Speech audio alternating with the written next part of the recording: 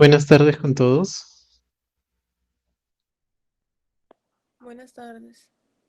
Buenas tardes, doctor. ¿Qué tal, chicos? Buenas tardes, doctor. La clase estaba para las 6. Me mandaron una lista de 78 participantes y solo veo que 20. ¿Alguien sabe por qué no están los demás?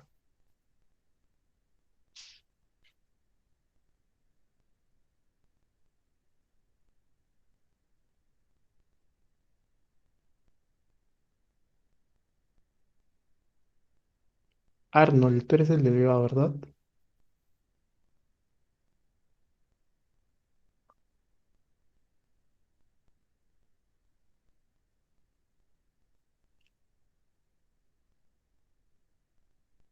Doctor, creo que están por ingresar.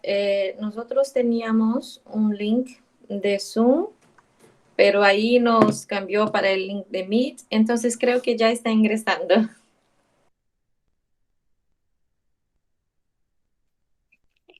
Ok, esperemos unos minutos más. Después voy a llamar lista. Bueno, voy a grabar la lista de participantes para ver quién ha entrado.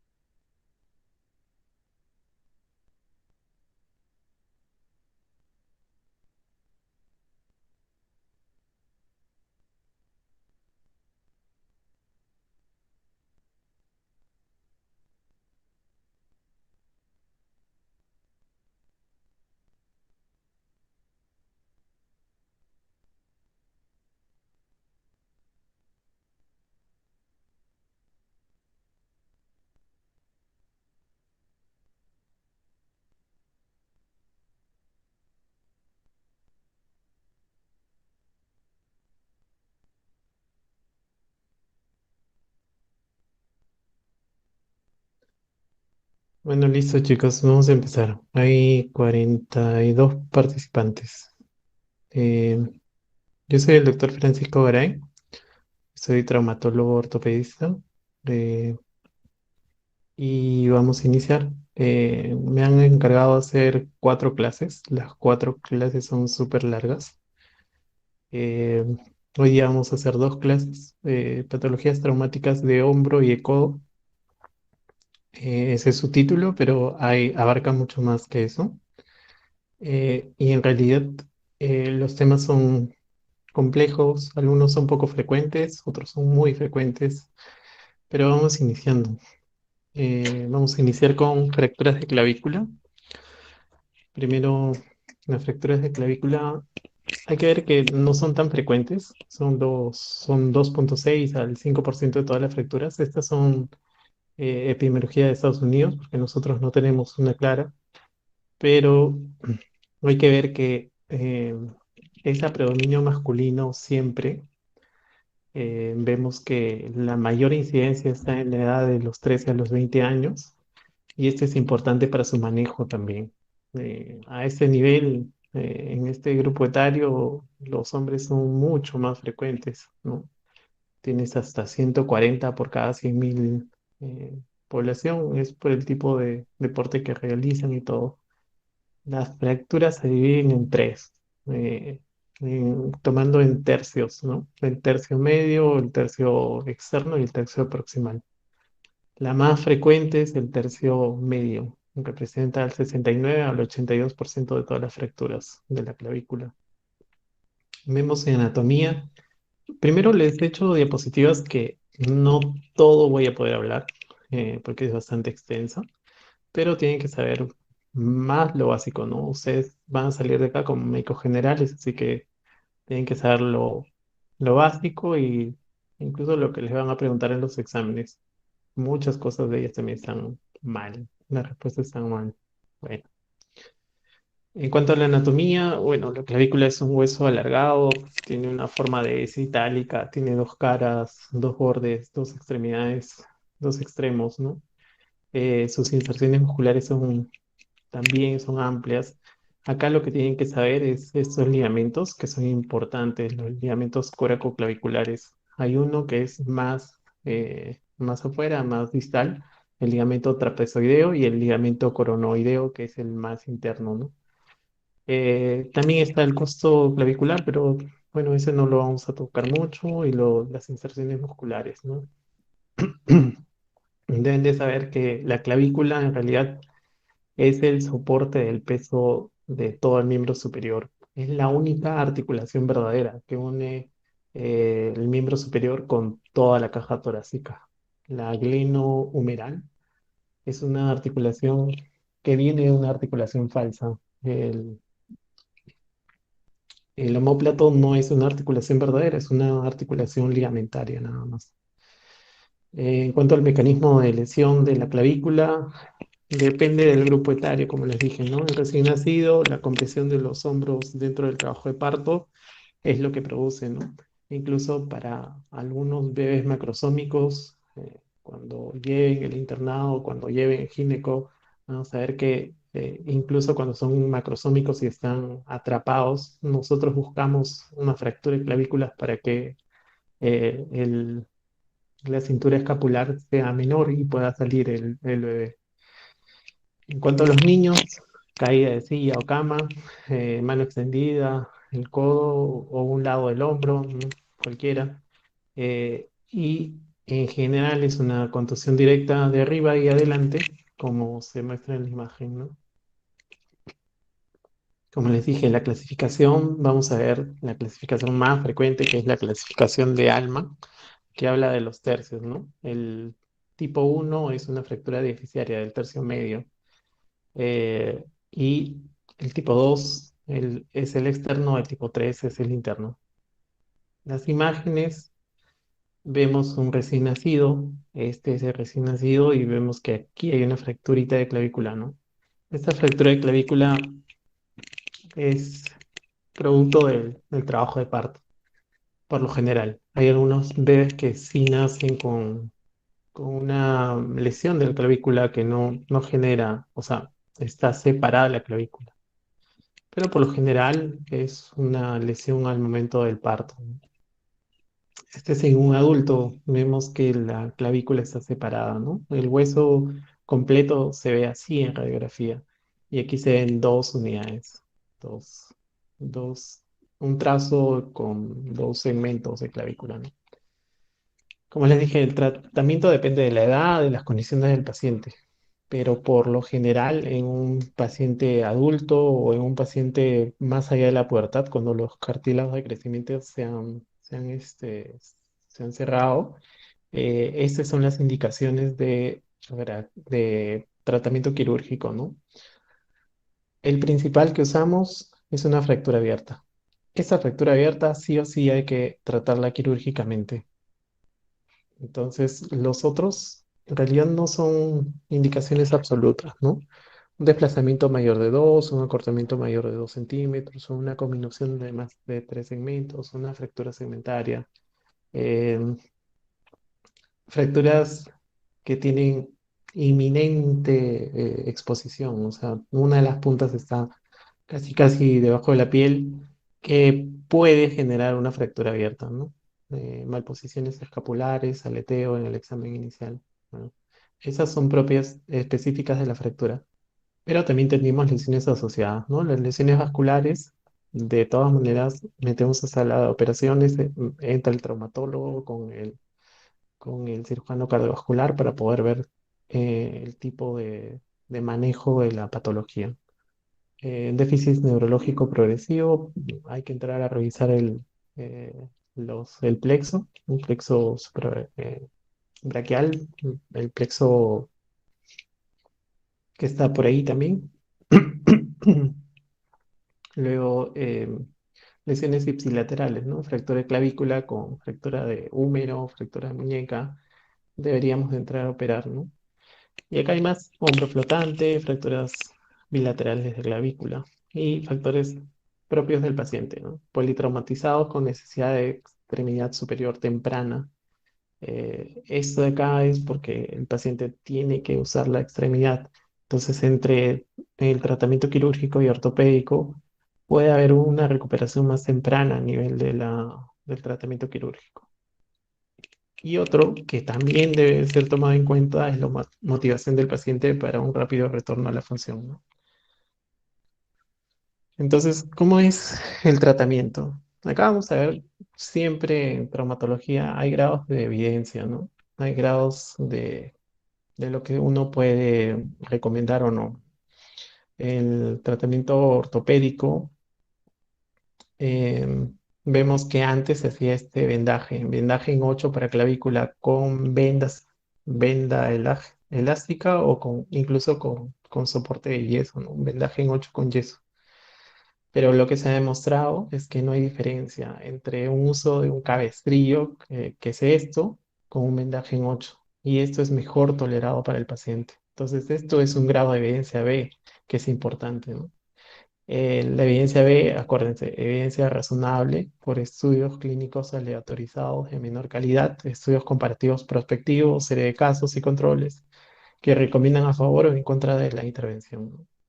Y el tratamiento quirúrgico: pacientes jóvenes activos con fracturas diaficiarias completamente desplazadas de la clavícula tendrán resultados superiores con la fijación primaria de la fractura, ¿no? Vemos acá que eh, había mencionado las indicaciones. Este es un paciente joven, ¿no? Esto de aquí es un cartílago de crecimiento que ya está casi desaparecido, pero está todavía un poco abierto. Entonces tiene 14, 15 años, pero si vemos, tiene un tercer fragmento, este fragmento de aquí que está en el medio, y la separación entre uno y otro foco de fractura importante es bastante amplio, ¿no? ¿Cuál es la indicación? Principalmente esto, ¿no? Una placa con tornillos. Eso es la indicación. Se ingresa por encima de la clavícula, se llega hasta el hueso, se reduce, es decir, se pone en su sitio y se pone la placa de metal con tornillos. Básicamente es eso. La fractura de un menor beneficiario. Ese es el segundo tema. En cuanto a epidemiología, del 1 al 2% de todas las fracturas, 14% de las fracturas de húmero. Entonces, no es tan frecuente porque solo es del 1 al 2%, y dentro de todas las del húmero, solo el 14%, ¿no? Y hay un grupo reducido que es del 6 al 8% que son fracturas abiertas. Ya les digo desde ahorita, toda fractura abierta hay que entrar a sala de operaciones para poder hacer una limpieza quirúrgica más una fijación, ¿no? La fijación tiene que hacerse con fijadores externos. Y lo que les decía, ¿no? Es importante saber quién es el que más se fractura, ¿no? Antes de los 50 años, vemos que el que más se fractura son los hombres. Y después hay un pico muy elevado de mujeres que se fracturan, de 60 años, eh, por las condiciones, ¿no? La osteoporosis que puede generar es también reconocido como una fractura de tipo osteoporótica. La anatomía es compleja.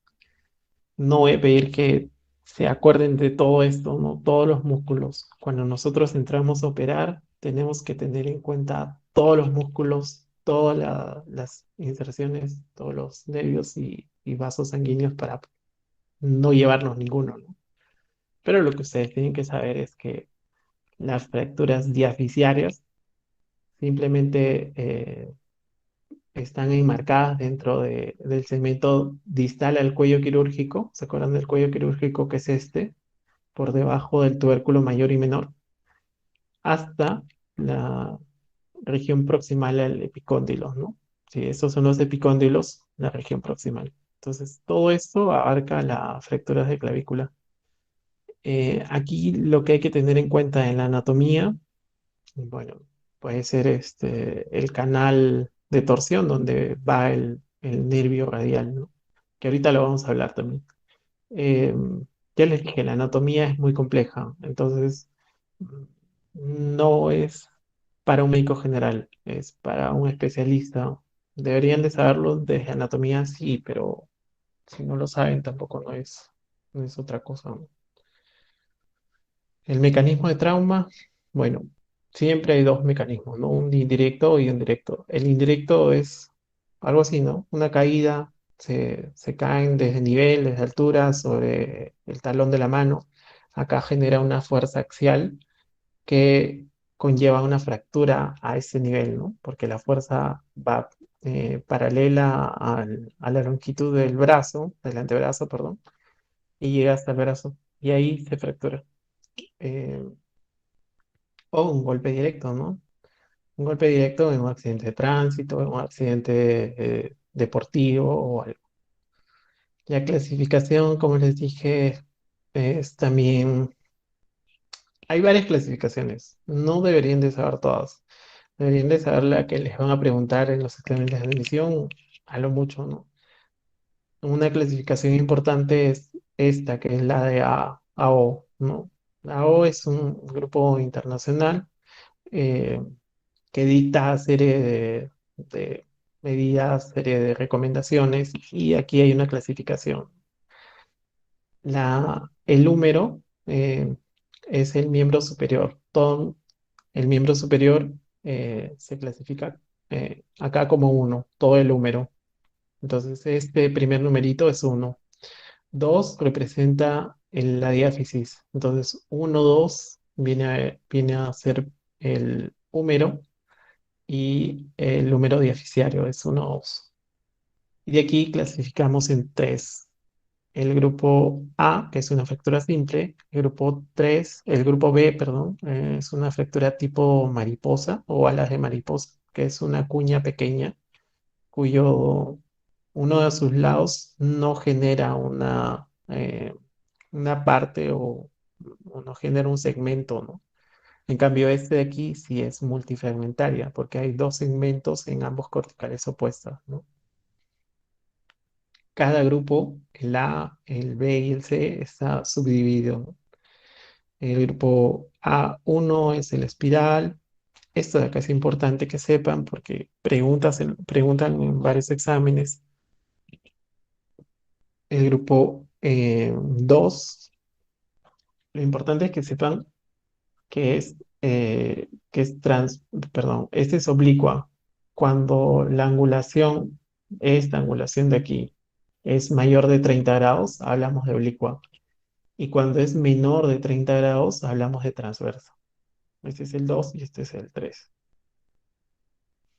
Esto de acá, bueno, ya lo pueden ir leyendo, es simplemente más de lo mismo.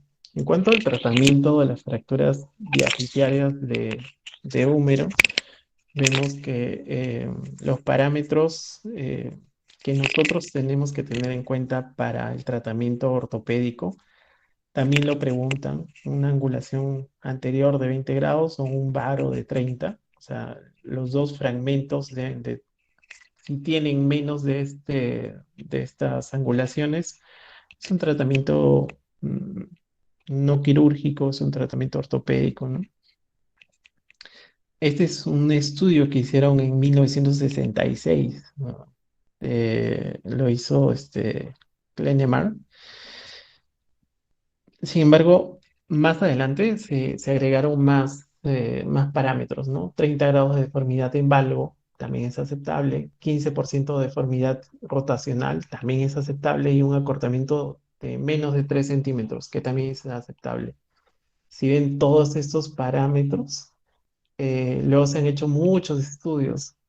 Y uno de los estudios más grandes es este que hicieron Shields, que no se ha encontrado una correlación bien fundamentada entre el grado de deformidad angular y el resultado funcional. Es decir, puede estar muy angulado, pero la funcionalidad del miembro superior es buena, ¿no? Ahora, las funcionalidades se miden también. Hay test para medir funcionalidades. Estos son los más usados. El Quick Dash es el que a mí me gusta usar. Es muy fácil de usar. Si tiene dolor, si puede dormir. Bueno, son pocos parámetros, son 11 parámetros en total. Y ves si es funcional o no funcional su miembro superior, ¿no? En cuanto al tratamiento, bueno, el tratamiento ortopédico, que es no operarlo, tenemos esto de acá, que es un inmovilizador, se llama brace, brace de fractura humeral, ¿no? Es cómodo, te puedes bañar con eso, no te lo puedes sacar igual, ¿no? Pero es más cómodo que tener una férula tipo pinza de azúcar. Esta es una férula tipo de pinza de azúcar. Vemos que tiene que ir desde la axila, muy metida dentro de la axila, tiene que voltear el codo e irse por encima del hombro, ¿no? Esto podría mantener estable la fractura. Yeso colgante, que es este de aquí, vemos que el yeso, si la fractura está aquí, no cubriría el fragmento distal y proximal, ¿no? O la articulación proximal y distal. Pero lo que trata de hacer esto es jalar el peso, o sea, hacer una fuerza axial a nivel del eje longitudinal del húmero y con eso alinear la clavícula, ¿no? Eh, y el vendaje tipo Velpo, que tampoco no se usa ahora, ¿no? Es un vendaje de verdad muy, muy fastidioso, muy poco tolerado por los pacientes. Entonces, el Velpo, que ya no se usa, el brace, o el tipo pinza de azúcar, perdón, ven que está por encima del hombro, se mete hasta la axila, el yeso colgante y tenemos la férula, o el brace. El tratamiento quirúrgico, bueno, depende, ¿no? ¿Se acuerdan que decíamos que una cierta parte de estas fracturas es una fractura expuesta, ¿no? Las fracturas expuestas lo que tienen es un mayor riesgo de infectarse. Entonces tenemos que entrar a sala de operaciones, lavar muy bien estos fragmentos para evitar contaminaciones del medio externo y fijarlo. Se fija con esto, que son fijadores externos de húmero, ¿no? Son modulares, se ponen clavos enroscados, clavos roscados y se unen unas barras por fuera, ¿no? Que mantienen la posición del húmero. Principalmente esto es para fracturas expuestas, ¿no? No debería de ser el tratamiento definitivo, pero bueno, en Perú algunas veces sí es el tratamiento definitivo porque se quedan así los pacientes hasta que se soluciona y se saca nada más para continuar el tratamiento e iniciar terapia física, ¿no? No hay algo ideal. Esto de aquí, que es el otro tratamiento, que es el tratamiento definitivo, que es placa con tornillos, que pueden verla acá, es una placa muy larga con tornillos. Lo malo es que tienes que hacer un corte bastante grande. Hay que tener mucho cuidado con el nervio radial, que les decía que pasa por detrás y luego se va por la zona lateral. Hay que tener mucho cuidado con eso. Y otro tratamiento quirúrgico que es el clavo endomedular. Este de aquí no funciona, es muy chiquito. Esto es más para unas fracturas muy proximales. Entonces tiene que ser un clavo grande que va por dentro del hueso. Se fija con tornillos igual. Acá hay un tornillo y acá hay un espacio para unos tornillos que no se han puesto. Eso es, eh, se puede poner, no se puede poner, ¿no? Y los clavos tienen dos dos formas de poner, ¿no? Una forma que es anterógrado, que es de ir de proximal a distal, o retrógrado, ir de distal a proximal, ¿no? Entonces, según tendencia del cirujano también. Las complicaciones, la más importante es la parálisis del nervio radial. De 10 al 12% de pacientes tienen este tipo de parálisis. Como les decía, el nervio pasa por detrás del húmero, ¿no?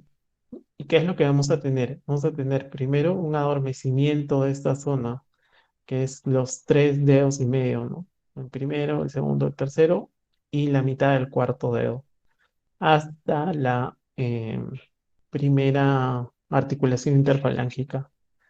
Y tenemos algo que se llama mano en gota, ¿no? Que es que porque el nervio radial lo que hace es la extensión o sirve para la extensión de o inerva, perdón, la extensión de la muñeca, ¿no? Y de los dedos. Entonces, como no hay una buena conducción o hay una alteración a nivel del nervio, se produce eh, esta sintomatología, ¿no? Hay una fractura especial, una fractura que tiene nombre propio, se llama la Holstein-Lewis. Eh, Esta fractura tiene dos componentes, ¿no? Es una fractura de diáfisis humeral, es espiroidea simple desplazada, como la que ves acá, como la que ven acá, y tiene un daño en nervio radial. Este daño en nervio radial es según la clasificación que tienen ustedes, ¿no? O que deberían de tener ustedes, que es esta, ¿no? La de Sir Herbert Seldon, que es una neuroplasia, una sonomesis o una neuromesis, ¿no? Que eso ya lo deberían de saber, ¿no? Esto va de menor a mayor complejidad y la neuromesis no siempre se puede recuperar, ¿no? Em, ¿Cómo se hace el manejo en este tipo de lesiones, ¿no? El tipo de lesiones de Holstein-Lewis. La observacional inicial fue la estrategia preferida. Si es que eh, tenemos una lesión del nervio radial, podríamos esperar, ¿ya? Porque nosotros pensamos que es una neuropraxia. Sin embargo, estudios clínicos pueden, pueden dar información que en algún tipo de pacientes que uno cree que hace una sección completa, es mejor entrar a operar, ¿no? Y bueno, esa era la fractura de húmero deficiario. Ahora, ¿alguien tiene alguna pregunta?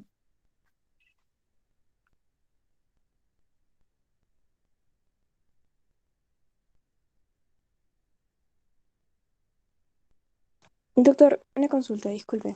Sí, ¿En qué casos se usa un yeso de colga... No, ¿cómo se dice? Un yeso colgante. colgante. Exacto. Las fracturas cuando se angulan, es decir, voy a escribir aquí, un huesito tiene que estar así derecho. Pero ¿qué pasa si el huesito está así, está angulado? Entonces, con este yeso colgante, lo que tratas de hacer es, mantienes acá el hombro, entonces no lo puedes jalar, y por acá ejerces una fuerza axial que se va para abajo. Entonces, ves que esto que estaba medio angulado puede generar esto, una línea recta, una reducción de la fractura por el peso, ¿no? Sin embargo, el peso también puede generar que no haya contacto óseo, ¿no? Haya dos huesitos separados. Y esto genera una complicación que vamos a ver la clase siguiente, que es una pseudoartrosis, ¿no? Básicamente es por eso. ¿Alguien más alguna pregunta? Gracias, doctor. Ya. Entonces continuamos, ¿no? Siguen Doctor, habiendo, buenas tardes. Doctor, sí, quisiera hacer una pregunta. ¿Qué sí, sucede dime. cuando, por ejemplo, hay algunas personas que tienen una fractura en la clavícula y rompen el ligamento? ¿Cuál sería el tratamiento para este tipo de pacientes? El ligamento. Lo que pasa es que eso vamos a ver dentro de un ratito. Eso es una luxación acromioclavicular. Es otro tema. Ah, ya. Pero sí hay rupturas. Claro que hay rupturas. Pero ahorita voy a presentar esas diapositivas. Dame un segundo y si no entiendes ahí, me preguntas otra vez. Bueno, continuaré. Les decía, siguen habiendo 45 participantes, 46. Por favor, todos escriban en el chat su nombre y apellido para poder tomarles lista.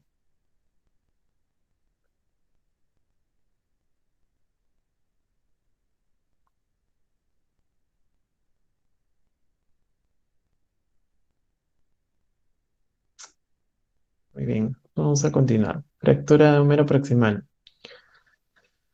Las fracturas de húmero proximal eh, representan casi el 7% de todas las fracturas. Esto ya representa, es significativo la incidencia, la epidemiología, ¿no? Constituyen el 80% de todas las fracturas de húmero. Entonces, de todo el húmero, estas fracturas representan una parte bastante considerable, ¿no?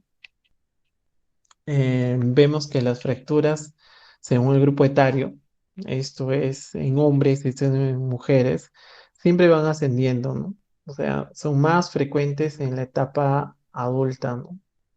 Miren cómo llega hasta casi 200 por cada 100.000 habitantes en una población eh, de varones y casi 400 en una población de mujeres, ¿no? Entonces, es frecuente en abuelitas, siempre vienen abuelitas con fracturas de húmero proximal a la emergencia, ¿no? Por eso lo representan así, ¿no? ¿Cuál es el mecanismo de acción? Es una caída sobre el nivel del suelo. O sea, una simple caída desde el nivel del suelo puede generar una fractura de húmero proximal. Y el mecanismo, como les dije antes, ¿no? Es directo o es indirecto, ¿no? Em, Dependiendo de si hay contacto o no contacto con el hueso en cuestión, ¿no? Vemos que las fracturas de húmero proximal, entonces, es la misma, lo mismo que ocurría en las fracturas de diáfisis de húmero, ¿no? Vemos que hay, em, a ver, ya terminaron de escribir sus nombres, ¿no? Terminen porque ahorita yo voy a cerrar la lista para todos los que están presentes. Gracias. Y así se ven imágenes, ¿no? Las imágenes que se deben de pedir primero son radiografías. Siempre son radiografías, ¿no? No se pide tomografía desde un inicio. Y lo que se ve es una alteración de la estructura, ¿no? El hueso está maltratado, hay focos de fractura. Entonces, si tú le pides una tomografía, vas a ver todos estos focos de fractura, ¿no? En cuanto a la clasificación, tenemos que se clasifica también según el AO, se clasifica como 1.1. ¿Te acordaban que todo el número se clasificaba como 1 y el 2, que es el segundo número, representaba la diáfisis? Aquí es 1.1, que es la región proximal del húmero. Em, También hay tres partes. Tenemos tres subgrupos, el 1.1a, que es una fractura extraarticular unifocal de dos partes, el 1b, que es bifocal, o sea, tiene dos focos de fractura, acá hay uno y acá hay otro, pero tiene tres partes, una parte, dos partes, tres partes, y el grupo C, que tiene tres focos de fractura, perdón, tiene cuatro partes, perdón. Una que es la cabeza y los demás segmentos, ¿no? Esta es la clasificación más simple que hay. pero hay una clasificación que es la clasificación de NIR, que habla exactamente lo mismo, ¿no? Eh, es del cuello anatómico, del cuello quirúrgico, de la tuberosidad mayor, de la tuberosidad menor. Es una fractura asociada con luxación. Eh, Todo esto de acá habla las fracturas, perdón, de la clasificación de NIR. Entonces, si vemos cuál es el tratamiento es una de las cosas más mm, menos, menos claras que tenemos, ¿no? Este es un metaanálisis o un artículo de revisión del 2016, eh, donde hablan que la clasificación y los sistemas de clasificación son muy relativos interobservadores, ¿no? Es decir, si yo clasifico con no sé, una 1B2, no, 11B, 2, de repente viene otro traumatólogo y lo puede clasificar de diferente manera. Y eso lo que hace es que va a disminuir la calidad de la historia clínica en un inicio, pero del manejo quirúrgico también. Entonces, es muy limitado, ¿no? Y el tratamiento dice que debería depender de la edad y de la condición física del paciente, ¿no? Sin embargo, tres cuartas partes de este tipo de fracturas pueden ser muy manejadas ortopédicamente, ¿no? Entonces, el tratamiento de elección en muchos pacientes es con cabestrillo con inmovilizador de hombro. Ven que esto de aquí es el cabestrillo y esto de acá, que es una banda que recorre todo el brazo y lo inmoviliza, lo pega al tórax, eso sería el inmovilizador de hombro. Em, este cabestrillo lo que hace es que no se mueva la articulación, ¿no? Porque mantiene fijo el hombro, le quita tensión axial con el cabestrillo y lo sujeta para que no se muevan. Entonces, la población anciana, la mayoría de las fracturas se pueden tratar de forma conservadora. La mayoría. Cuando no se tratan de forma conservadora, cuando las fracturas son muy conminutas y cuando son articulares, ¿no? Casi todas las fracturas articulares deberían de ser manejadas quirúrgicamente, ¿no? Sin embargo, en la población adulta mayor o la población muy ancianita, es muy difícil manejarla quirúrgicamente, ¿no? Su hueso es tan pobre que incluso algunas veces se prefiere quitar todo y poner una prótesis de hombro, ¿no? Una prótesis glenohumeral. Muy bien, el tratamiento quirúrgico viene a ser con placa con tornillos, como tenemos aquí, una placa de metal, llegas muy arriba y lo que hace es introducir tornillos hasta la cabeza, ¿no? Para que pueda mantenerse fijo. O un clavo endomedular, ¿no? Entonces un clavo, aquí ven el trazo de fractura, pero lo que está haciendo es mantener fijo la cabeza humeral. Como les decía, si vemos un paciente anciano con baja probabilidad de recuperación, con un hueso muy dañado, tenemos una prótesis total de hombro o una prótesis invertida de hombro, dependiendo del grado funcional, ¿no? Esto es más cruento, se puede hacer mejor o se debería de pensar más en pacientes jóvenes que han tenido lesiones complejas. Y esto de la prótesis invertida, lo que vemos es justamente que está invertido, ¿no?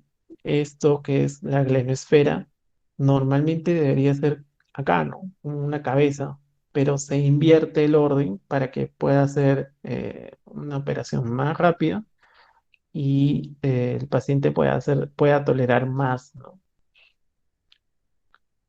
Muy bien, esas son las fracturas de húmero proximal. Las fracturas de escápula. Estas fracturas son extremadamente poco frecuentes. son extremadamente poco frecuentes. Representan del 0,4 al 0,9% de todas las fracturas y del 3 al 5% de todas las fracturas de la cintura escapular, ¿no? La anatomía del omóplato o de la escápula es muy compleja, muy compleja. Entonces vemos que primero es un hueso plano que tiene unas formas y tiene unas condiciones donde justamente ahí se insertan varios ligamentos. Acá está la articulación glenohumeral y encima es un hueso muy delgado, ¿no? Esto es una translucencia para ver qué tan delgado es el hueso y vemos que es delgadísimo, ¿no? Cuando nosotros queremos entrar a operar tenemos que tener cuidados de esta zona porque no va a agarrar tornillos, no va a agarrar nada, ¿no? Entonces tenemos que limitarnos a zonas donde el hueso esté más gordito, por así decirlo. La anatomía también es compleja en esta zona. En realidad es una operación muy demandante técnicamente. Es una operación que tienes que abrirle casi toda la espalda y hacer un flap enorme. Un flap es como un colgajo, como un pedazo de piel que se extrae como una lengua para llegar hasta este músculo. Em, y la anatomía del complejo ligamentario también es súper, súper compleja, ¿no? Las inserciones musculares también. Entonces, vemos. Primero las imágenes. Las imágenes, en general, se debería de tomar primero la radiografía, pero la radiografía, como inicial, te da un diagnóstico o te da una visión general. Lo que se debe hacer es completar con una tomografía para poder ver los fragmentos, ¿no? Los fragmentos que se tienen y si es que están desplazados o no. Entonces la tomografía en este caso es muy importante. Si hay un desplazamiento de fragmentos, eso ya lo hace quirúrgico, ¿no? Pero si no hay desplazamiento de fragmentos, lo hace todavía ortopédico. La clasificación, en realidad, este tipo de fractura es poco frecuente y compleja. Entonces, hay varios tipos de clasificación. Lo que yo les estoy presentando acá es la clasificación de Inderberg, que es de fractura de la fosa glenoidea, ¿no? Entonces vemos el grado 1 menos el 20%, el grado 2, eh, perdón, 1B, que es más del 20%, que se limita a la superficie articular de la fosa glenoidea.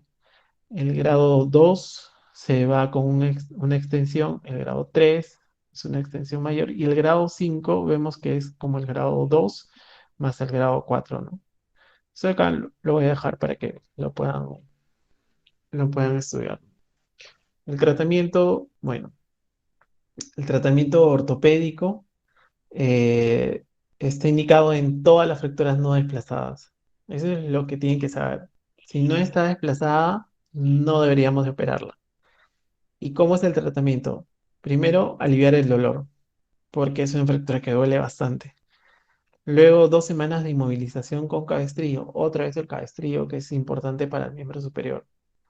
Luego del primer mes, rangos pasivos de movimiento. Es decir, alguien le tiene que ayudar a mover. Y en el segundo mes, recién rangos activos de movimiento. Entonces es complejo el tratamiento. Y es largo, ¿no? En cuanto al tratamiento quirúrgico, bueno, las indicaciones quirúrgicas, otra vez he puesto las fracturas glenoideas porque es importante eh, saberlas. Es una fractura articular que, bueno, tiene que ser manejada quirúrgicamente. En cuanto a esto de acá, las indicaciones es que sea un gap o un step off mayor de 5 a 10 milímetros. Eso depende también, ¿no? Este gap representa el bachecito de la articulación, por así decirlo, ¿no? Si esa es la articulación, esto de acá que está por encima, a nivel de la articulación, eso se llama gap articular o step off, ¿no? Con una afectación simultánea del 20 al 30% de la superficie articular también. Y como les dije, las fracturas son complejas. El tratamiento es complejo y la cirugía es compleja. Bueno, y eso es lo que me habían preguntado, ¿no? Las luxaciones acromioclaviculares. En cuanto a las luxaciones acromioclaviculares, tienen que saber un signo que se llama el signo de la pseudocharretera, que eso preguntan como pregunta frecuente de los exámenes, ¿no? Del ENAM, del examen de residencia, de esas cosas. Que simplemente es la elevación de la parte final de la clavícula, ¿no?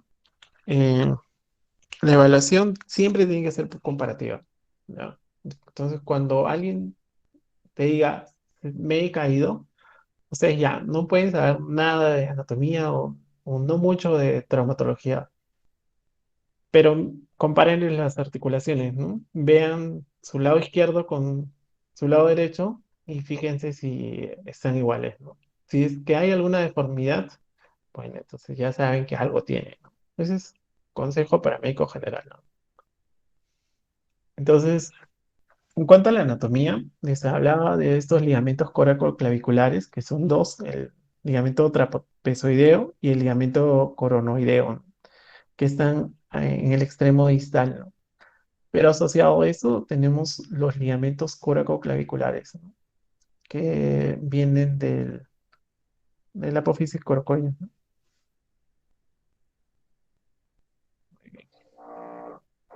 En cuanto a la imagenología, vemos que depende, ¿no? Esta es una vista radiográfica, se llama vista de Zanca. Tienes al paciente y tienes que estar explicándole al radiólogo cómo tomar la radiografía. El tubo de rayos X tiene que estar a 10 grados de la articulación. Este es un AP normal de hombro. Y acá tenemos una vista de Zanca, ¿no? Que es más o menos 10 grados de como se muestra en la figura. Ahora, tenemos tipos, ¿no?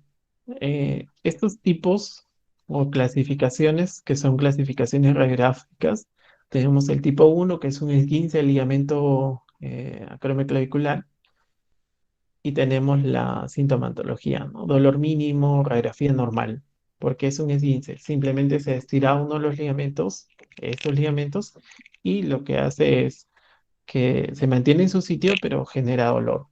Por eso la radiografía también es normal. El tipo 2 es un desgarro de ligamentos acromioclaviculares. O sea, se ha roto ya los ligamentos que les mostraba aquí, estos ligamentos, los acromioclaviculares, y un esguince de los ligamentos coracoclaviculares, ¿no? Entonces, la clavícula distal está ligeramente por encima del acromio, porque ya hay una separación, ya hay una ruptura. Dolor a la palpación y radiografía normal, ¿ya? El tipo 3 es una ruptura de los ligamentos acromioclaviculares y coracoclaviculares con luxación acromioclavicular, ¿no? Entonces, ya hay una protuberancia en la piel por luxación clavicular. La radiografía muestra espacios coracoclaviculares ensanchados del 25 al 100% de todo el espesor de la clavícula. El tipo 4 es como el tipo 3, pero la clavícula desplazada posteriormente, ¿no? Es porque está metido dentro del músculo. Ahorita vamos a ver otras imágenes. El tipo 5 es como el tipo 3, pero la clavícula está extremadamente desplazada hacia arriba, ¿no? Hablan de 100 a 300% del espesor de la clavícula normal, ¿no? Y el tipo 6 es una clavícula desplazada por debajo del acromion o coracoides. Es una clavícula que en realidad está metida, ¿no? Es poco frecuente el tipo 6. Clínicamente tenemos el hombro aplanado porque la clavícula se esconde por debajo, y radiográficamente se confirma la ubicación de la clavícula por debajo, ¿no?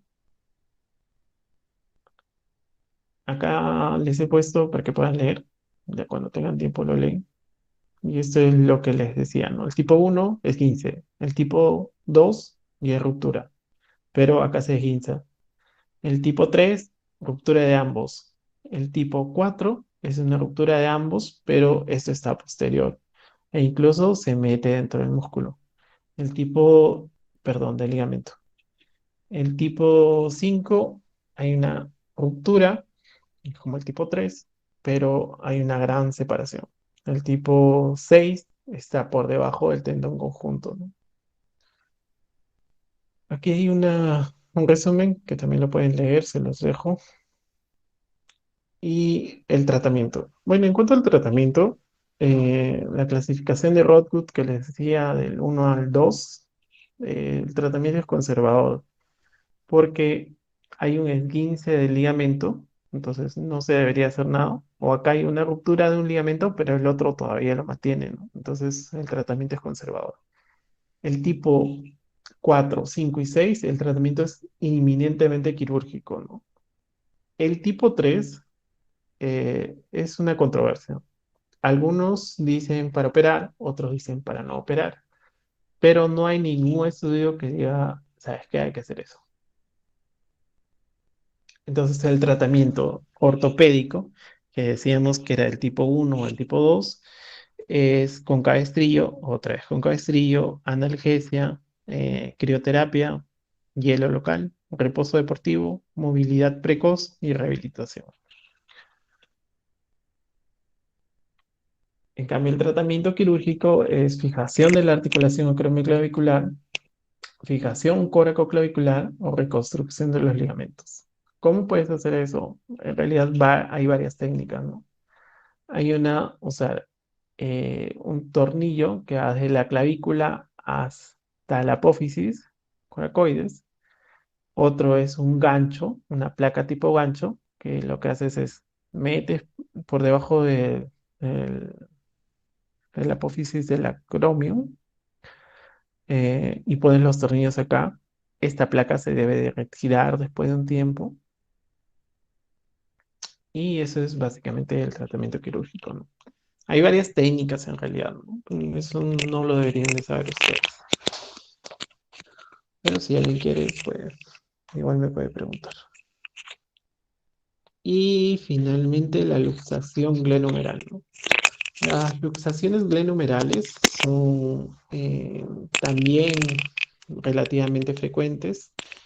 eh, pero lo que se debería de ampliar es una inestabilidad de hombro, ¿no?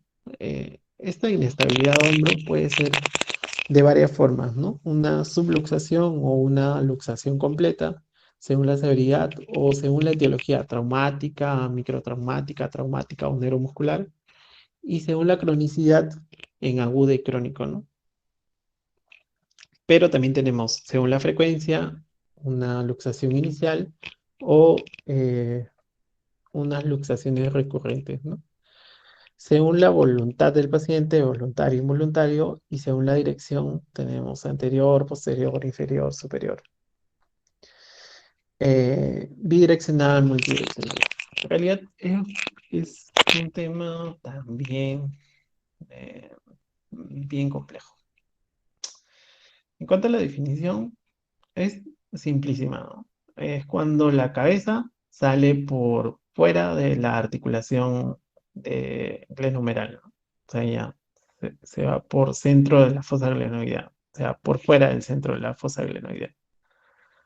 Entonces, esto puede salir completamente y ser una luxación o salir parcialmente y ser una subluxación, ¿no? En cuanto a su epidemiología, es la articulación eh, que más se luxa, ¿no? En el cuerpo, aproximadamente el 45% de todas las luxaciones. Y otra vez vemos el cuadrito aquí entre hombres y mujeres, ¿no? ¿Quién se luxa más? Vemos que son los hombres, ¿no? Los hombres jóvenes por el tipo de actividad física o por el tipo de deporte que hacen, y mayoritariamente, ¿no? En la población. ¿Qué se hace? Radiografía.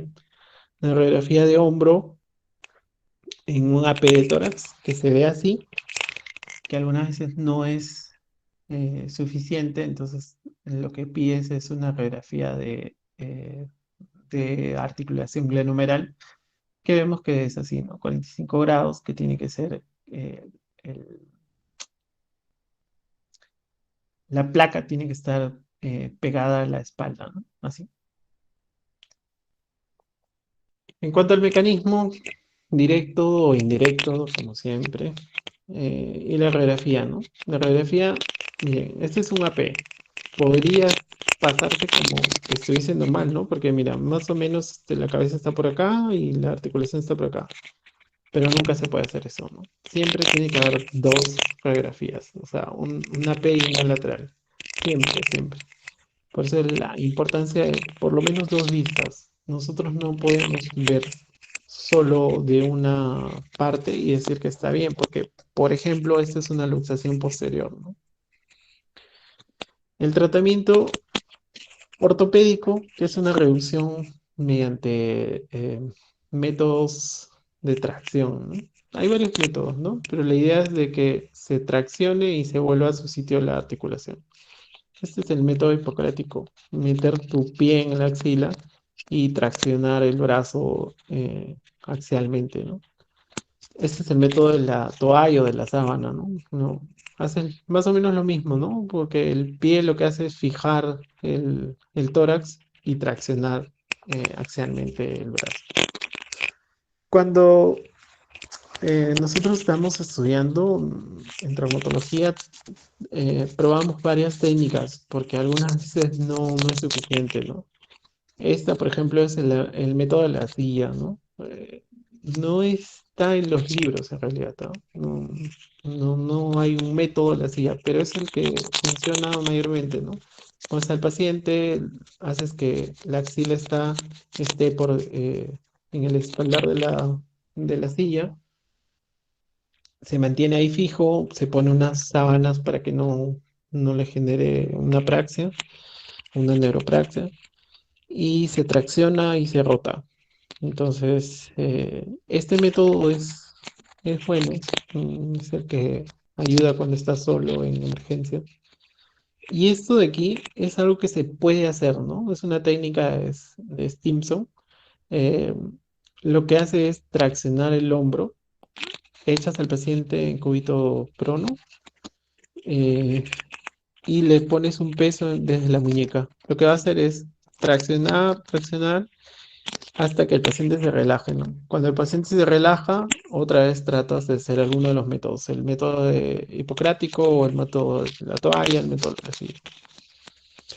El tratamiento quirúrgico aquí para una luxación aguda no está aprobado, ¿no? No es que se luxa y tenemos que entrar a sala de operaciones. No es así.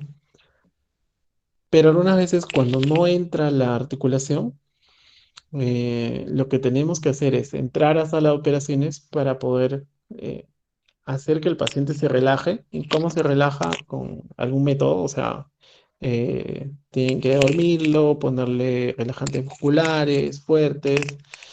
Y cuando ya no está tenso, la articulación entra más fácil, ¿no? Imagínate que, no sé, un traumatólogo muy pequeñito quiera reducir la articulación de un físico-culturista, es demasiado complicado. Entonces, algunas veces van físico-culturistas que tienen luxaciones de hombro frecuente. Cuando intentas reducirlo, no se puede. Simplemente no se puede porque la musculatura con la que tú tienes que luchar es muy fuerte, ¿no? Entonces puedes romper incluso el músculo antes que entre la articulación. Entonces por eso es que entras a sala de operaciones para hacer se duermen y es más fácil.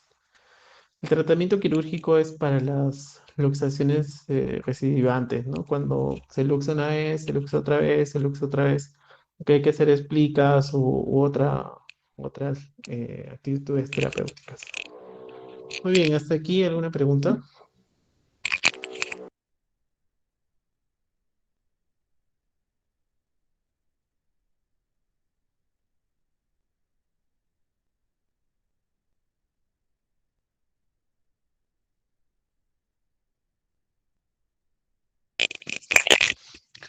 Ninguna pregunta, ¿no? Entonces yo voy a preguntar.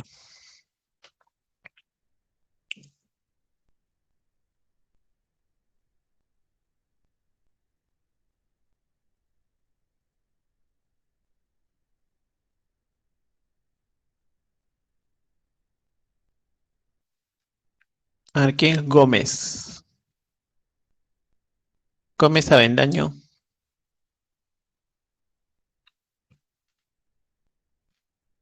¿No está? Gómez. No le pongo falta entonces.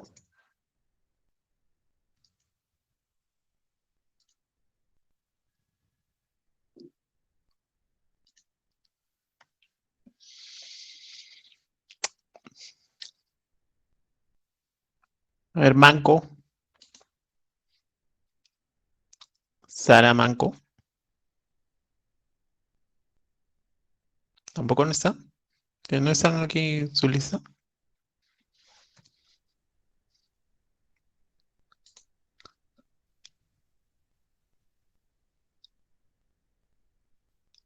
Muy bien.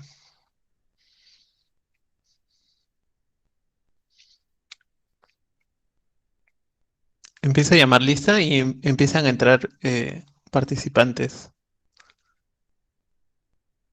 Porque medio vagos son. Bueno, voy a llamar lista. Aguilar.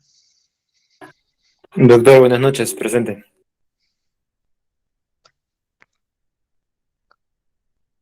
Albornoz. Albornoz. Doctor, creo que Albornoz se ha retirado. Bueno. Almeida. Almeida Cruz. Ay, no. Alvarado. Alvarado. Andrade. Presente. Hola, Leticia, buenas. Anunciado. Anunciaño. Caroline. Caroline. No está, ¿no? Bonifacio. Bonifacio. Cabello. Presente. Cabello. Calderón. Romero. Calderón Romero. Calderón Ramos.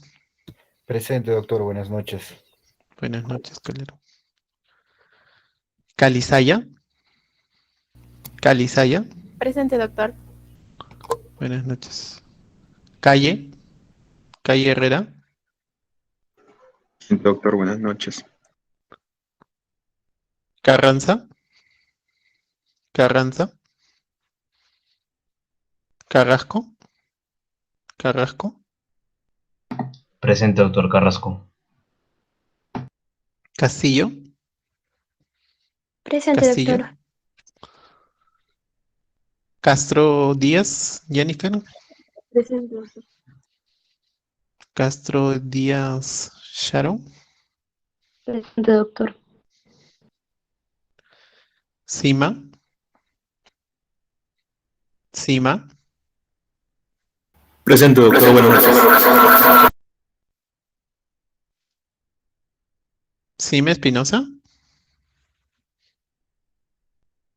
¿Aló? Cima Espinosa.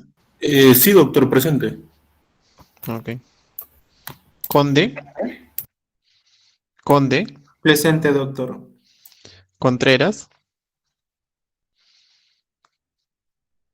Da Costa. Presente, doctor. Buenas noches. Buenas noches. Da Silva. Presente, doctor. Buenas noches. Buenas noches. Felipe. Buenas noches, doctor. Presente. Buenas noches. Fernández. Presente, doctor. Buenas noches. Ferreira. Ferreira. Hay dos Ferreiras Almeida. Doctor, Ninguno está. disculpe, ¿Sí? doctor. Yo soy Contreras y le he dicho presente. No me ha puesto presente.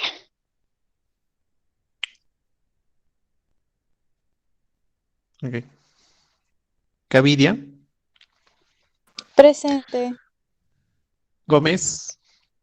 No está. González Valdivia. Presente, doctor. González Wampiri. Un piri. Presente, doctor. Ah, perdón. González, Villarreal, Grados, Herrera, Herrera Inga, Guamán, Presente, doctor Inga. Doctor, ¿Herrera Herrera o Herrera? Porque hay doble Herrera. Yo soy Herrera, Wendy. Presente, No escuché Grados. Herrera que dijo. Herrera Inga presente también.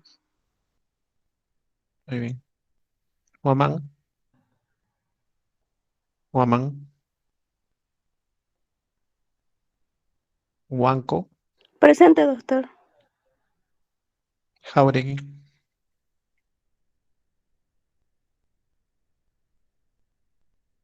Lara,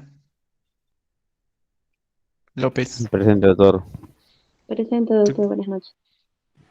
¿Quién dijo presente? López Lara. Condori. López Condori y Lara. López Echeverría, Sí, doctor, presente. Ludeña.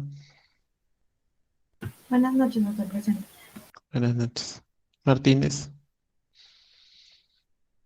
¿No está Martínez? Matthew. Meléndez. Méndez. Presente, Meléndez. Méndez presente. Doc, disculpe, Martínez, se me cortó la llamada. Ok. Igual está siendo grabado, todo lo voy a monitorizar yo. Están entrando, mira, ahorita hay 58, no más, ¿no?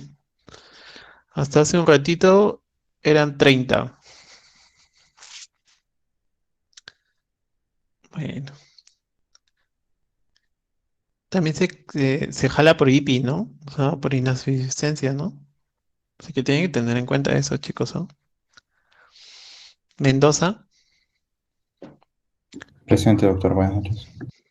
buenas noches. Montalvo, Presente, buenas noches. Monteiro, Ñaupa, Presente, doctor. Olarte, Olarte, Presente, doctor. Buenas noches. buenas noches. Orrillo, Presente, doctor. Orrillo,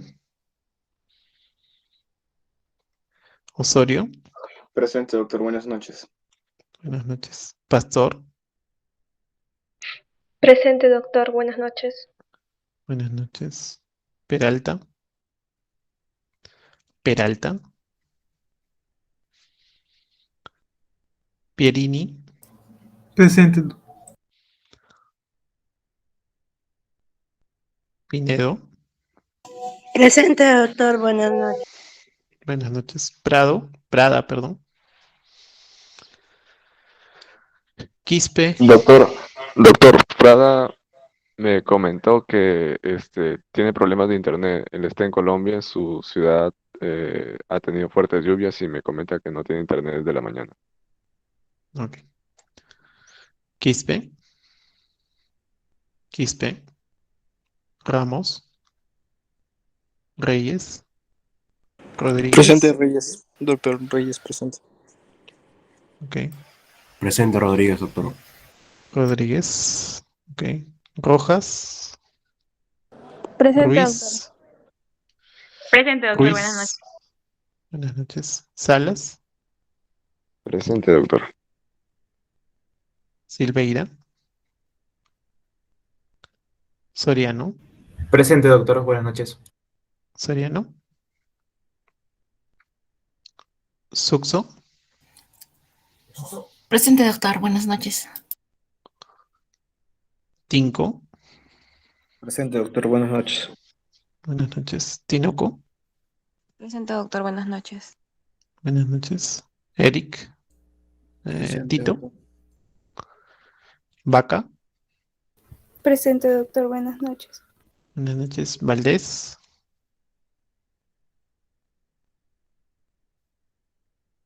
Alin Valdés, que hay varios. Vázquez, Presente, doctor. Valdés Sánchez. Valdés Sánchez. Presente, Vázquez, doctor. Buenas noches. Buenas noches. Vilches, Presente. Villanueva, Presente. Villarreal. Presente, doctor. Ok. Bueno, así como descansando, han escuchado sus nombres y quién no ha venido, ¿no? Empecemos con afecciones traumáticas de codo. Esa es la última clase de hoy. Así que de ahí ya se van a descansar. Empecemos con fractura de húmero distal.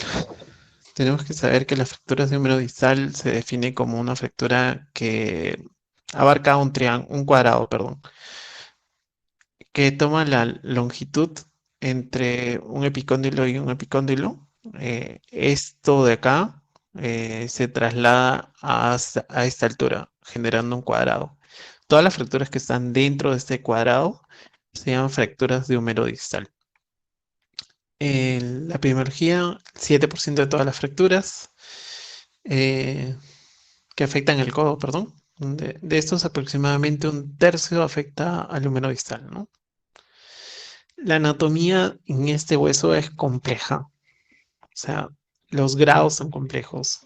Tenemos que, si hacemos una línea longitudinal a la diáfisis del húmero y marcamos otra línea perpendicular a las facetas articulares, vemos que esta angulación es 4 a 8 grados. Pero si vemos otra vez una vista lateral y una vista medial, tenemos 40 grados. O sea, el húmero se va para 40 grados de angulación, ¿no? Otra vez les decía, la anatomía en miembros superiores es bastante compleja. Bueno, en todos sitios es compleja, ¿no? Pero en miembros superiores tiene una complejidad mayor, creo. Esto, por ejemplo, son los ligamentos de la cara lateral y estos son los ligamentos de la cara medial. Cuando uno opera, tiene que tener cuidado que estos ligamentos no te lo hueles, ¿no? Pero si te vuelas los ligamentos, por ejemplo, si te vuelas el anular, tienes que repararlo. Y si no lo reparas, va a haber una luxación de la cabeza de radio y puede haber una luxación de la cabeza del codo también, ¿no?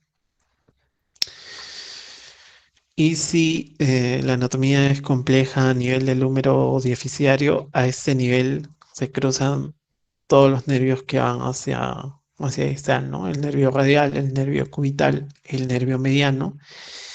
Este vaso grandote que es la arteria braquial y los colaterales, ¿no? O colaterales laterales o colateral radial y colateral medial. Esta es una teoría importante, ¿ya? Habla de que este hueso de acá tiene dos columnas importantes, una columna lateral y una columna medial, y tiene un puente abajo, que es la faceta articular. El mecanismo traumato, directo e indirecto, pero por lo general es una simple caída, ¿no? O una caída de altura, ¿no? Entonces, eso es lo que tenemos, ¿no? Lo que tenemos es que una simple caída puede generar una fractura de húmero distal. La clasificación, según tipo AO, les decía, el húmero es tipo 1 y luego el segundo número dice qué zona es, ¿no? 1 es proximal, 2 es diaficiario y 3 viene a ser este segmento, ¿no? Que le decía que es un cuadrado. Esto de acá es igual a esto de acá. Este cuadrado, todas las fracturas que estén dentro del cuadrado, vienen a ser 1.3. El tipo A es extraarticular. Vemos que hay un pedacito que se ha roto, pero no llega a ninguna articulación. El tipo 3, el 1.3b, es parcialmente articular. Y el tipo C, que es totalmente articular, ¿no? Tiene una fractura y se desprende todo el cóndilo, o sea, una fractura. Les dejo esto para que lo puedan analizar. No sé si les tomarán en algún momento, pero les dejo la información, ¿no? Eh, Como les digo, que se acuerden que el tipo A es extraarticular, el tipo B es parcialmente articular y el tipo C es completamente articular. Ya están ganando bastante, ¿no? Las complicaciones a este nivel, bueno, una simple caída puede generar un una fractura abierta, ¿no? Una fractura abierta se clasifica según los grados de Gustilo, que creo que todavía no han llevado. ¿Han llevado eso de la clasificación de Gustilo de fracturas expuestas? No, doctor. No, No han doctor. llevado. Bueno, deben de saber que las fracturas expuestas tienen 3 grados y el último grado es A y B, ¿no? Uno es una fractura expuesta, pero de menos de 1 centímetro. Dos es de 1 a 10. Tres A y 3B. Cuando hay mayor de 10 sin cobertura. Y el B cuando es un daño vascular. Entonces, lo que le decía, las complicaciones, una fractura abierta de una caída simple es muy poco común, ¿no? No es tan frecuente, ¿no? Pero una caída de altura sí, ¿no? O una caída por colisión vehicular también puede estar frecuente, ¿no? Pero más en una caída de altura, ¿no? Los eventos deportivos también es poco frecuente. Una complicación que sí puede estar presente es en el 26% de los pacientes tienen una neuropatía cubital, ¿no? Incompleta asociada en el momento de traumato. Es decir, la patología o la neuropatía cubital es desde el momento del traumato. El tratamiento en pacientes jóvenes, eh, rara indicación, ¿no? Todo paciente joven que tiene una fractura de húmero distal debe ser manejado quirúrgicamente. Todas, desde el A, desde el B, desde el C. Quizá el A que no esté desplazado, que sea extraarticular, podría manejarse, ¿no? Pero en general los pacientes jóvenes deben de ser manejados quirúrgicamente, ¿no? Los que sí son manejados ortopédicamente son en pacientes no aptos para intervenciones quirúrgicas. Si no están lo suficientemente eh, bien como para tolerar una cirugía que puede durar 2 horas o 3 horas, ¿no? Entonces es mejor no iniciar el proceso, ¿no? Y la recuperación funcional no siempre es buena, ¿no? Esta es una fractura de un paciente mayor, se decidió que no se iba a operar, vemos que hay una limitación de la flexión del codo, ¿no?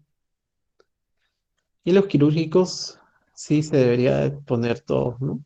Todas las fracturas deberían de ser de estas fracturas articulares o parcialmente articulares deberían de ser quirúrgicos.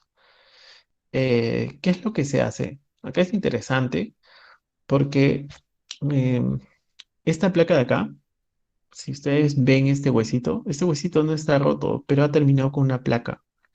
Es porque para llegar a la articulación, lo que se hace es una técnica, se llama técnica de Chevron.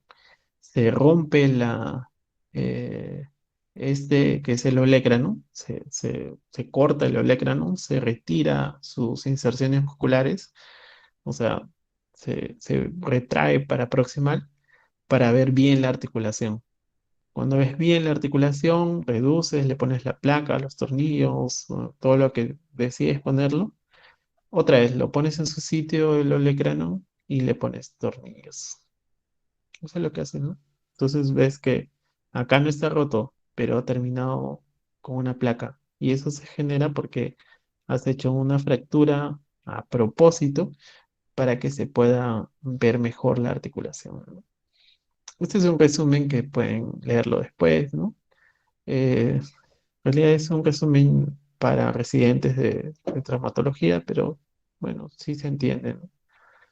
Eh, ORIF es fijación interna, reducción abierta y fijación interna, ¿no? Open Reduction Interfication. Eh, y eso es en cuanto al húmero distal. Las luxaciones simples de codo, que es el otro tema que vamos a ver hoy día. eh, Vemos que una luxación simple de codo es aquella en la que no hay fracturas asociadas. Y esto es importante decirlo porque más adelante vamos a ver algo que sí hay fracturas asociadas, ¿no? Entonces, una luxación de codo simple se maneja muy fácil, ¿no? La segunda articulación más comúnmente usada, porque la primera, ¿cuál era? ¿Se acuerdan? ¿Qué dije? ¿Alguien? Nadie se acuerda. La glenohumeral es la más frecuente. Chicos, ¿están ahí? Siento que estoy hablando solo. La timidez, doctor. Acá estamos, doctor. Estamos, Muchas doctor. cosas nuevas. Ok, vamos a seguir entonces. Falta poco, ¿ya? Falta poco. Es la segunda articulación que más comúnmente se luxa, ¿no? Es poco frecuente en realidad, ¿no? 5,21 por cada 100.000 personas al año que se luxa. Ese es el mecanismo de acción. Es un mecanismo complejo que mis residentes también algunas veces no entienden, ¿no? Pero el primero que fue el que habló de esto fue O'Driscoll. Describió una fuerza en valgo. eh, Eso sí se acuerdan, ¿no? ¿Cuál es valgo y cuál es varo? ¿No? A ver, googleenlo.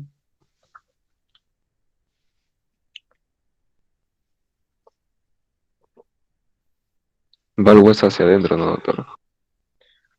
Valgo es hacia adentro, claro. Valgo es llevar algo al centro del cuerpo. Eso es valgo. Bueno. Entonces, una fuerza en valgo axial y posterolateral que resulta en la luxación posterolateral típica de la articulación del codo. Esto de acá lo van a leer después, van a ver las imágenes y van a decir, ya, eso era valgo. Pero es importante que sepan que la articulación se sale, o sea, ven que aquí está adentro y luego de la fuerza se puede salir, ¿no? Entonces, ¿cuál es el tratamiento? El tratamiento es simple. El tratamiento es una reducción cerrada.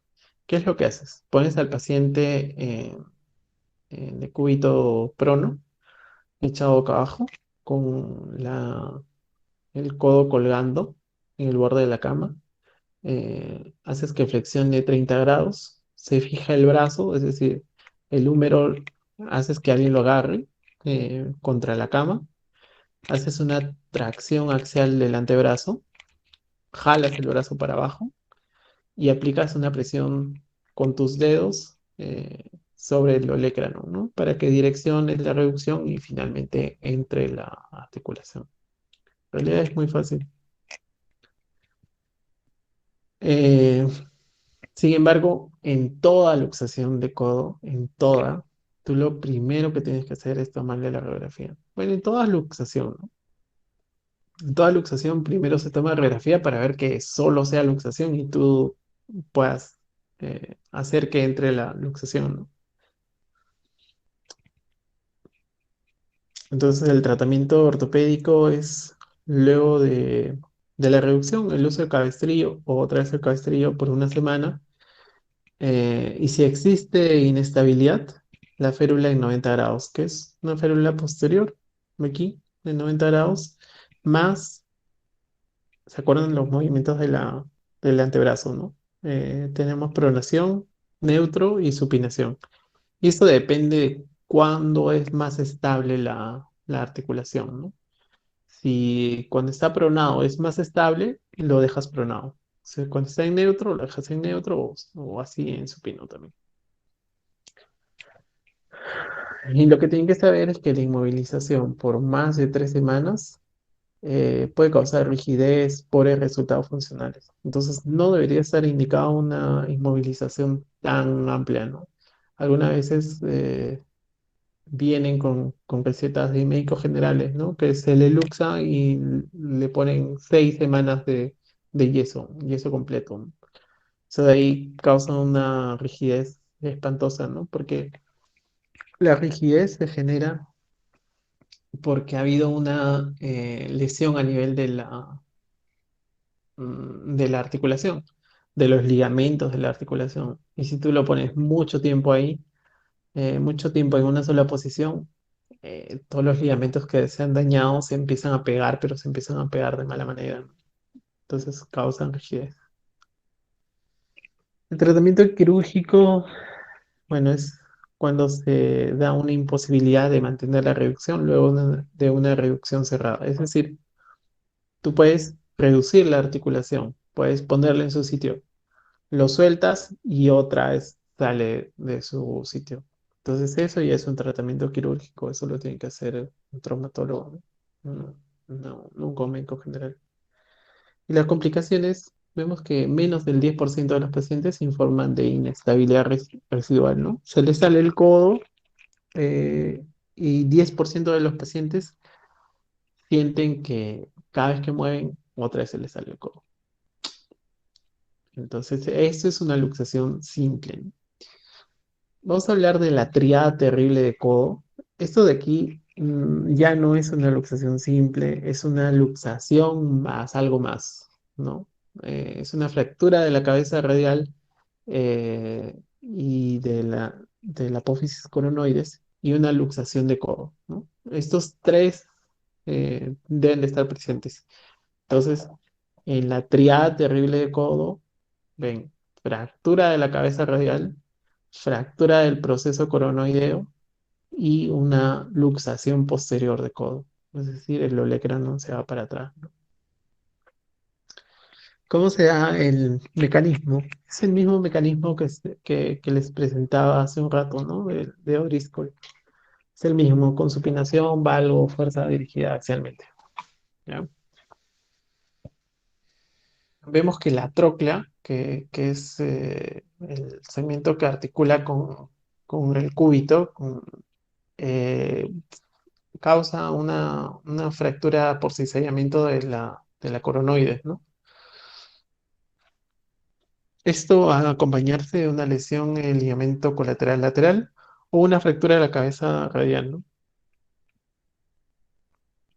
Deben de saber también que el codo permanece en su sitio porque hay componentes estáticos, componentes dinámicos, ¿no? La cabeza de radio es un componente estático, ¿no? Los músculos que pasan por acá es un componente dinámico, ¿no? Otra vez, del 10 al 20% de lesiones de muñeca en el lado ipsilateral, ¿no? O sea, te fracturas como triada terrible de codo, pero también tienes que buscar un daño en la muñeca, ¿no? Porque se acordaban, era una caída de nivel sobre el talón de la mano que va a generar una fuerza axial, pero si vemos el mecanismo de acción o el mecanismo de producción de trauma, todo de las fracturas de muñeca también es parecido, ¿no? En cuanto al tratamiento, bueno, las fracturas ortopédicamente es muy poco común que se maneje, ¿no? Es muy poco común. ¿Cuándo se maneja? Cuando las fracturas de la cabeza de radio y el coronoides son pequeñas. El codo se reduce, eh, permanece ahí y no se abre, ¿no? Entonces, vemos acá hay un resumen que pueden leer después. Y acá está el resumen de tratamiento, ¿no? La pega terrible eco, entonces ven cada uno de los pasos hasta llegar a una fijación o un tratamiento ortopédico, ¿no? Mm, En cuanto a las fracturas de radio distal, bueno, las fracturas de radio distal, aquí no le puse la epidemiología. Bueno, son muy frecuentes, ¿ya? Las fracturas más comunes en todas las edades, tienen un gran espectro de gravedad, ¿no?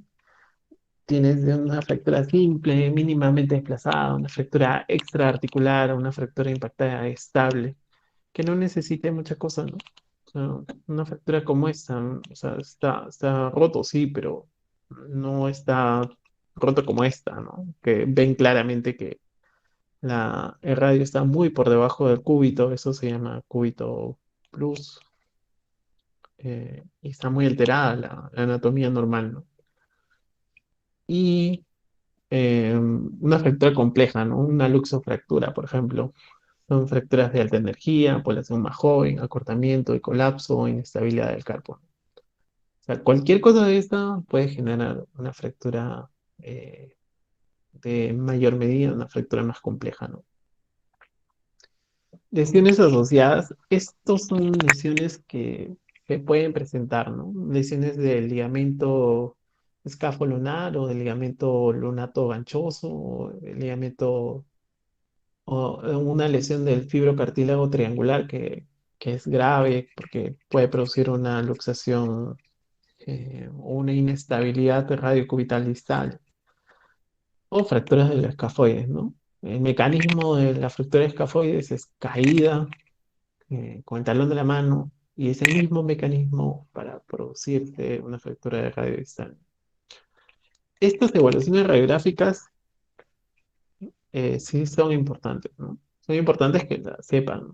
Una báscula palmar o una angulación palmar, la media es de 11 grados. O sea, vemos que estas son las superficies articulares del radio, ¿no? Tenemos acá y trazamos una perpendicular a la línea axial de la diáfisis. Es decir, trazamos una línea a la diáfisis y una perpendicular. Este ángulo viene a ser 11 grados, pero hay un espectro de normalidad, ¿no? De 1 a 21 grados es lo normal. Es decir, si este es el lado volar y este es el lado dorsal, la articulación por lo general mira al lado volar, ¿no? Eso es lo que deben de saber, porque es importante, ¿no? Hoy día no vamos a tocar las fracturas de Coles, ¿no? Que no deberían de llamarse ya, pero bueno, sus sílabus les piden, pues, así que será. La desviación radial media, que es 23, que viene a ser esto, ¿no? La superficie articular de radio. Acá vamos a ver la angulación, ¿no? Que esto es una perpendicular de la diáfisis. Esta angulación es 23 grados. La longitud radial media, que viene a ser el 3, que es desde la altura, perdón, desde la punta del estiloide radial hasta la base del estiloide cubital. Esto de acá tiene que ser 10 milímetros, por lo menos. Y finalmente una discrepancia que eso es para comparar con el otro lado.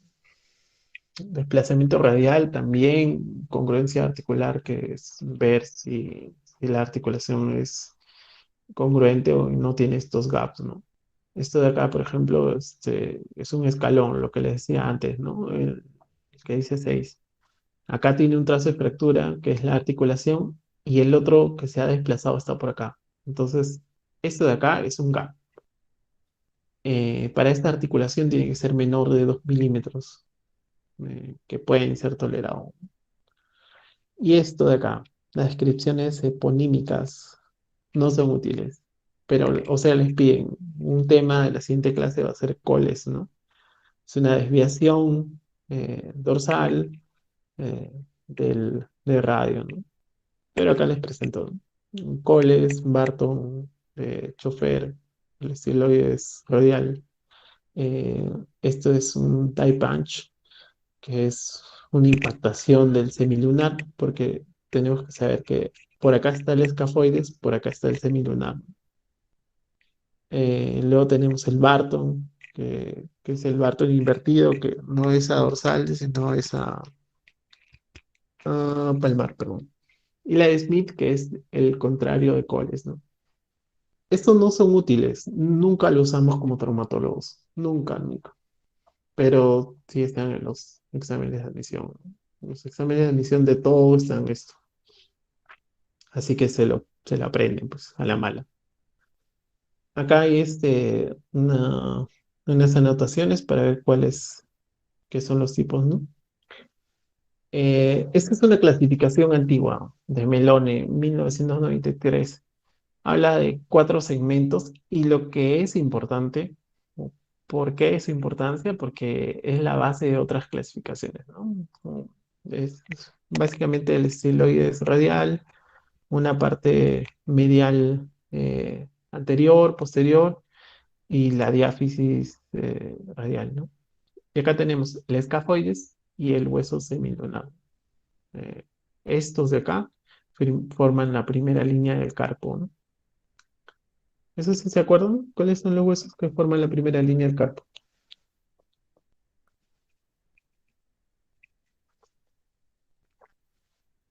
Google, no siquiera, ¿no? El escafoide semilunar, el piramidal y el Y ahí, pisiforme. eso, claro. Sí, está bien, Betty. Y acá tenemos el escafoides, el semilunar, el triquetum, eh, que es el piramidal, y por arriba está el pisiforme, ¿no? El pisiforme en realidad es un hueso casi sesamoideo, ¿no? Y esta es la clasificación A1. Les decía que el uno es el húmero, el 2 viene a ser el radio, ¿no? En realidad hay una modificación de la clasificación hace unos años. En los libros todavía están como 2 3 A y no le ponen R, porque los huesos del antebrazo son el radio y el cúbito, ¿no? Ahora sí se le pone R para radio y se le pone U para cúbito, porque es ulnar.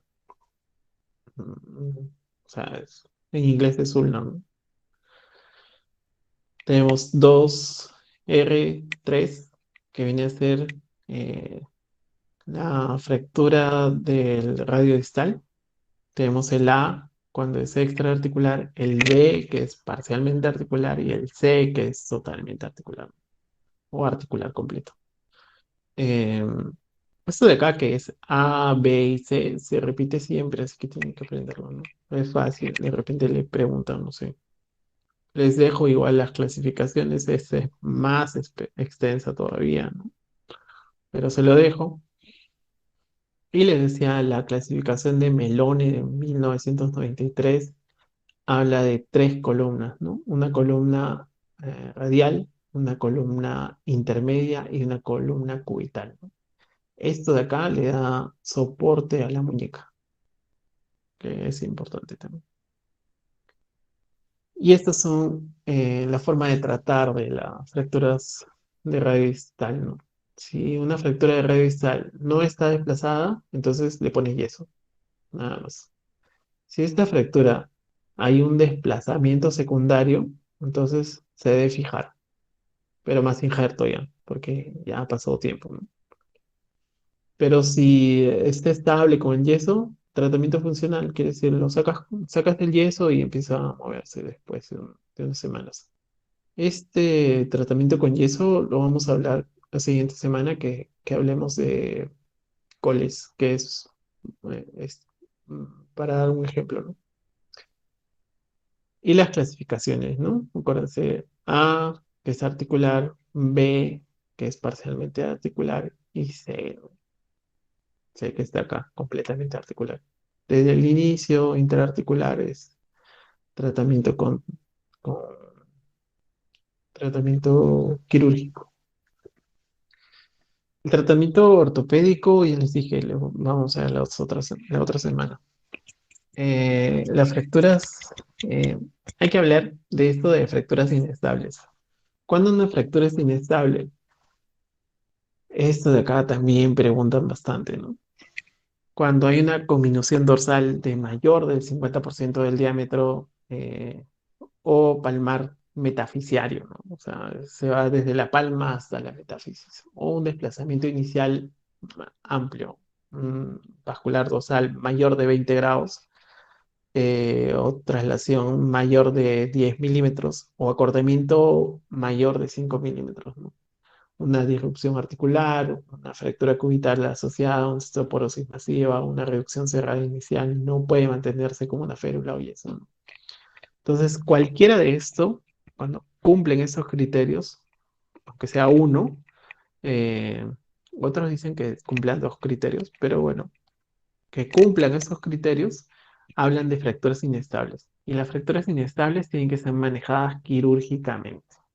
Esta es una fijación, por ejemplo. Lo que le hacen es, esta fractura que está fea en un paciente de 48 años, 23C1 es la clasificación, lo reduces, le pones unas agujas Kirchner, que es un fierrito con un alambre duro, lo pones, lo reduces, lo mantienes en su sitio. Y ya está. Entonces, ese es el primer paciente. Esto puede generar una ayuda al tratamiento, ¿no? Un segundo tratamiento, por ejemplo, un hombre de 58 años. Tenemos una fractura muy diminuta, muy fea. A él le ponemos una placa de metal con tornillos y 16 meses después de la operación, miren, como que se ha generado un huesito como si no tuviese fractura nunca. Que sí se ve un callito, ¿no? Pero está en una buena posición. Muy bien, ahí acabamos. ¿Alguna pregunta? ¿Alguna pregunta? O yo pregunto. Doctor, yo tenía una pregunta Ujú. respecto Ahí. a la fractura de el escafoide, si no me equivoco. Ya, las fracturas. Ustedes le mandan su temario, ¿no? ¿O no les mandan? A ver, a mí me han mandado y me han dicho que voy a hacer estas fracturas. Entonces, en la clase siguiente vamos a hablar de las fracturas de escafoides. Ya, pero ¿cuál era tu pregunta? A ver, cuenta. Ah, ya, lo que pasa es que usted estaba mencionando también eso, entonces, digamos, para que sea una fractura del escafoides tendría que ser una caída muy fuerte, ¿no? Porque usted mencionó que era la caída con el talón de la mano, ¿verdad? Ajá. Entonces, pero yo supongo que debería darse en caídas muy fuertes, no accidentes automovilísticos tal vez, o tal vez en No, no personas con necesariamente. sobrepeso. No necesariamente. A ver, una idea errada que tenemos es que nuestros huesos son muy fuertes. Y eso no es así. El hueso de la cadera es el hueso más fuerte que tenemos. El de la cabeza de la cadera. El fémur proximal. Una caída desde nivel, o sea, simplemente se tropieza alguien, ni que esté corriendo ni nada, ¿no? Se tropieza alguien y se cae directamente a la cadera. Esa fuerza es 17 veces la fuerza necesaria para que este hueso se rompa. O sea, ¿qué les estoy diciendo? Que todas las personas que se caen se van a romper la cadera porque es una fuerza suficiente como para romperse. No, porque hay mecanismos de defensa. Eh, el que se cubra esa zona con musculatura es una de ellas, ¿no? O sea, las partes blandas. El hecho de que tengamos mecanismos de defensa es otra. Por eso en los viejitos hay más fracturas de cadera, ¿no? Porque esos mecanismos no se cumplen, ¿no? Son viejitos, tienen casi nada de músculo y jamás, o bueno, es menos frecuente que, que se apoyen o que se cubran del golpe. Pero una caída, solo una caída, puede generar una fractura de cadera. Entonces, igual pasa aquí, ¿no? Una fractura de escafoides no necesariamente tiene que ser súper fuerte, ¿no? Lo que tiene que ser es una fractura que cumpla el mecanismo de acción o el mecanismo de traumato, ¿no? Si cumple el mecanismo de traumato, cualquier hueso se puede romper, ¿no?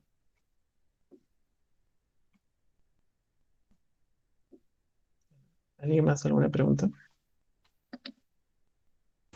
Doctor, estas agujas K son agujas de Kelly, algo así. Kirchner. De Kirchner. Y estas agujas que se ponen, la cirugía es bastante simple, ¿verdad? Sería como una anestesia solamente local, o esto también va a depender, ¿no? De la localización, de cómo está la fractura. Claro, estas agujas de aquí son agujitas, son elementos metálicos largos, duros, no tienen rosca ni nada. Se pone igual con una pistola, que es como un taladrito que tienen los carpinteros, los trabajadores. Eso usamos. Algo parecido, pero es quirúrgico. Y depende de lo que hagamos, ¿no? Em, para poner esto, podríamos reducir mediante maniobras, mediante la ayuda de un arco en C, que es una radiografía, una fluoroscopía, y le ponemos sin cortar, ¿no? O sea, no hacemos ni corte ni nada, simplemente encima de la piel atravesamos la piel con las agujas y llegamos hasta el hueso y mantenemos así la fractura. Pero también podríamos operar, o sea, hacer un corte, llegar al hueso, liberar todo, reducirlo, es decir, ponerlo en su sitio y fijarlo con unas agujas Kirchner. O sea, el material no hace la cirugía. Esa es una regla de todo, ¿no? El material no hace el principio o no hace la cirugía. Con unas agujas puedes terminar haciendo una cirugía abierta o una cirugía cerrada, dependiendo de cada paciente. Ok, gracias, doctor. Ok. ¿No alguien más? No para dar concluida la clase.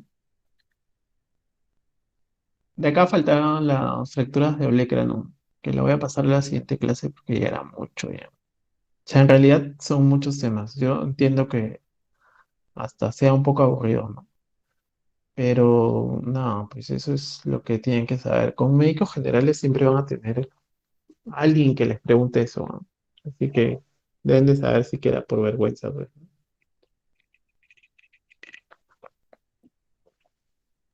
Ok, ¿alguien más? ¿Alguna pregunta?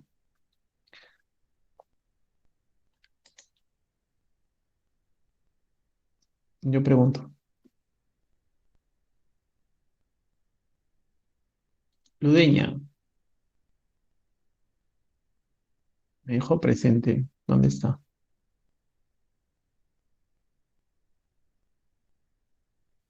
¿No está? ¿Ludeña? Ok.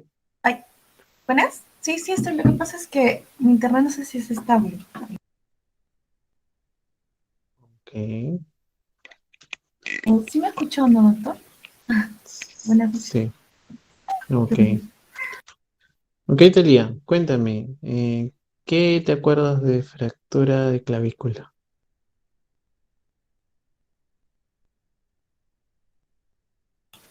Doctor, ¿me podría volver a repetirlo? ¿Qué te acuerdas de fractura de clavícula?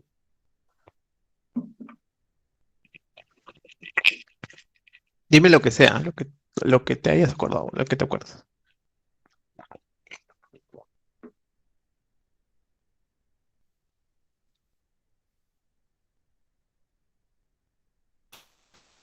Bueno, que la más frecuente es la de, bueno, 3 tercios medio. Ah,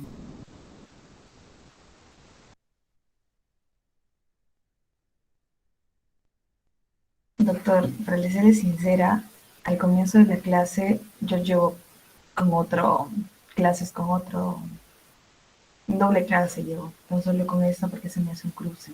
Recién para esta segunda clase termino mi primera clase. Y después Ok, de la grabación. ya. ¿La segunda clase sí has estado o no? Sí, he entrado ya para cuando ya estaba por la mitad, cuando terminó ya mi primera clase en medicina. Bueno, voy a ver tú. ¿Alguien más tiene ese problema? ¿Que tiene doble clase? Doctor, yo solo he tenido con el día de hoy ese cruce. Como soy de Ok, trabajo, solo el día de hoy hubo ese cruce. ok. Ahora le informo para que no haya cruces. A ver, vamos a ver a alguien más. Salas. ¿Salas? Ok. Tú sí estuviste en la primera clase. Cuéntame, ¿qué te acuerdas de fractura de clavícula? Es más común en varones, doctor. ¿Qué más? Ya, este, bueno, no se me viene a la mente ahorita, doctor. ¿Y cuando ustedes estudian o cuando escuchan la clase, no toman apuntes? Deberían, ¿no?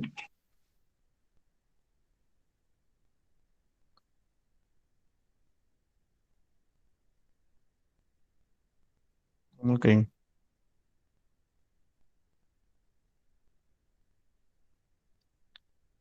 Deberían.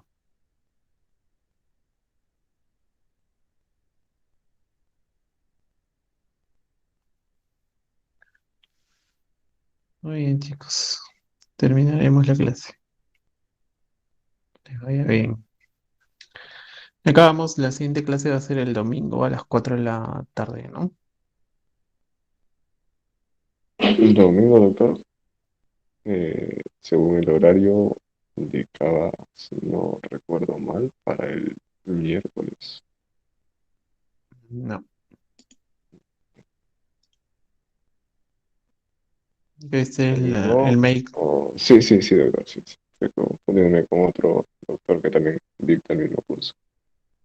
Ok. Muy bien, chicos, ya acabamos. Cuídense. Terminamos por ahora y la clase siguiente va a ser el día lunes, no, el domingo, perdón. Nadie tiene ninguna pregunta más ni nada, ¿no?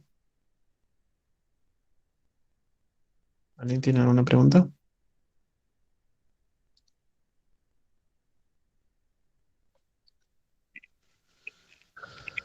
Muy bien, hasta luego, chao, chicos. Gracias, doctor. Hasta luego. Gracias, doctor.